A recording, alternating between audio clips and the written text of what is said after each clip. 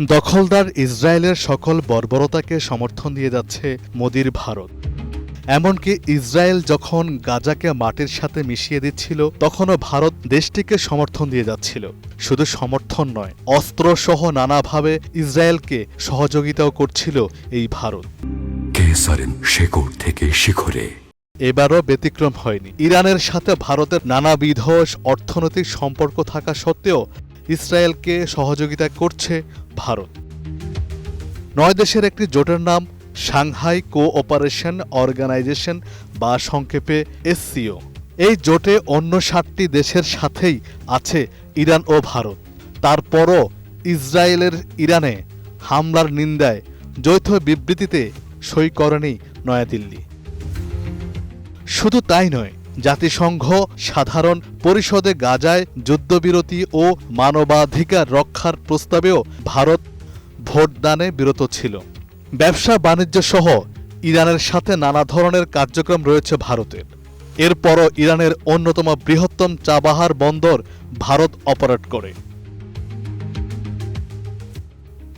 কিন্তু ইসরায়েল প্রশ্নে ইরানের বিপক্ষে অবস্থান ভারতের।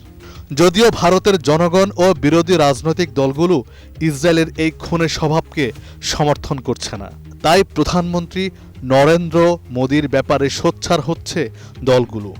এর সাথে যোগ দিয়েছে বিপুল সংখ্যক সাধারণ মানুষ। মোদি সরকারের এমন অবস্থানকে লজ্জাজনক ও হতাশাজনক বলে মন্তব্য করেছেন প্রধান বিরোধী দল কংগ্রেসের নেত্রী প্রিয়াঙ্কা গান্ধী। ভেরিফাইড এক্স হ্যান্ডেলে শনিবার প্রিয়াঙ্কা লিখেন, ভারতের এই সিদ্ধান্তের কোনো নৈতিক বা কূটনৈতিক ভিত্তি নেই। প্রকৃত আন্তর্জাতিক নেতৃত্বের জন্য ন্যায়ের পক্ষে দাঁড়ানোর সাহস দরকার। শেকড় থেকে শিখরে প্রিয়াঙ্কা গান্ধী আরও বলেন, যখন নেতানিয়াহু একটি পুরো জাতিকে ধ্বংস করছেন, তখন ভারত শুধু নীরব সমর্থক নয়, বরং ইসরায়েলের ইরানে হামলা, দেশটির শীর্ষ নেতৃত্বকে হত্যার ঘটনায় ইসরায়েলকে উৎসাহিত করছে। এটি একটি দেশের সার্বভৌমত্বের চরম লঙ্ঘন এবং আন্তর্জাতিক নীতিমালার সম্পূর্ণ বিরোধী। প্রিয়াঙ্কা উল্লেখ করেন, গাজায় এখন পর্যন্ত প্রায় 60,000 মানুষ নিহত, যাদের বেশিরভাগই নারী ও শিশু।